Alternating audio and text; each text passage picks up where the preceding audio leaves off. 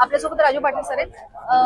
दादा, महायुतीला पाठिंबा तुम्ही दर्शवलेला आहे, शिंदे सेनेसोबत आहात, काय नेमक्या घडामोडी सुरू आहेत, का निर्णय घेतला असेल? जे काही संख्या आली 50 बीजेपी 53 शिवसेना, परत कुठेतरी अंबरनाथ पॅटर्न चालतो का? परत हे जे आमच्या कल्याण डोंबिवलीचं नाव खराब झाला होता तो अजून कुठे तिथे काय परत ही अशी पळवापळी किंवा चालू होती का? सुरुवात झाली होती काही ठिकाणी, तर लोक जशी कंटाळली तशी आम्ही कंटाळलोय आणि कुठेतरी हे सर्व स्थिर राहावं यासाठी यांच्या सोबत जाऊन ह्या भविष्य काळात ज्या 5 वर्षाच्या येणार निवडणुका असतात, समित्यांच्या असतात, स्टँडिंगच्या असतात, तर ह्या निवडणुकीच्या वेळेस पण असा घोडेबाजार होऊ नये किंवा पळवापळवी होऊ नये, या सर्व गोष्टींना एक कुठेतरी बंदी घालण्याच्यासाठी हा घेतलेला एक निर्णय आहे। दुसरी गोष्ट, आमच्या नगरसेवकांची जे 5 नगरसेवक निवडून आले, केडीएमची परिस्थिती खराब आहे, कुठेतरी नगर विकास खात्यातून आम्हाला निधी येईल, कामं होतील अशी आमच्या निवडून आलेल्या नगरसेवकांची इच्छा होती। त्यामुळे माननीय राजसाहेबांनी जे अधिकार दिले होते की स्थानिक स्वराज्य संस्थांचे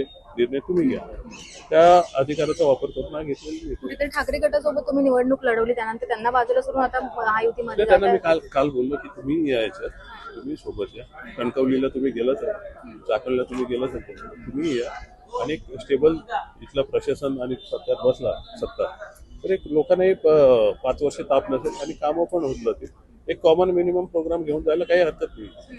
कुठेतरी अपेक्षा का असणार आहे आता तुम्ही महायुतीला सपोर्ट करा? अर्थात आम्ही काही बिनशर्त पाठिंबा दिला नाहीये। आमच्या लोकांना प्रत्येक समितीत किंवा स्टँडिंग किंवा याच्यात स्थान मिळालं पाहिजे, आमच्या पक्षाचा जो मान आहे, रुतबा आहे, तो त्यांनी टिकवला पाहिजे, ही अपेक्षा आहे। ठाकरे गटाने बऱ्याचदा निवडणुकीमध्ये एबी फॉर्म तुमचे उमेदवार असताना सुद्धा दिले होते, त्याचा परिणाम कुठेतरी हा आहे? 100% परिणाम आहे। माझा एक योगेश पाटील म्हणून 2200 मतांनी पडला, तिथे बंडखोरी झाली, 4600 मतं त्यांनी घेतली, पण आता त्याच्यात जाण्यात अर्थ नाही। त्याच्यात काय उद्धवजींचा किंवा त्यांचा त्या पक्षाचा वरच्या लेवलचा काय विषय नाही आहे। हा सर्वस्वी तिथल्या स्थानिक त्यांचं नेतृत्व आहे, त्यांचं फेल्युअर आहे। या संदर्भात राज ठाकरे यांच्याशी काही संपर्क झाला, त्यांनी काही सांगितलं? नाही, त्यांना परिस्थिती मी सांगितली की अशा काही गोष्टी घडल्या, त्यामुळे काही आपल्याला कमी आल्या, परंतु निवडणूक काळात त्याच्यावर बोलणं योग्य नव्हतं।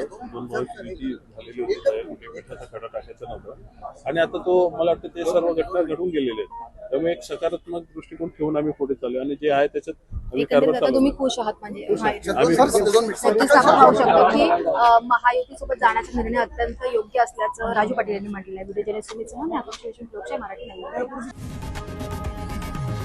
लोकशाही मराठी ऐका, पहा, जागरूक रहा।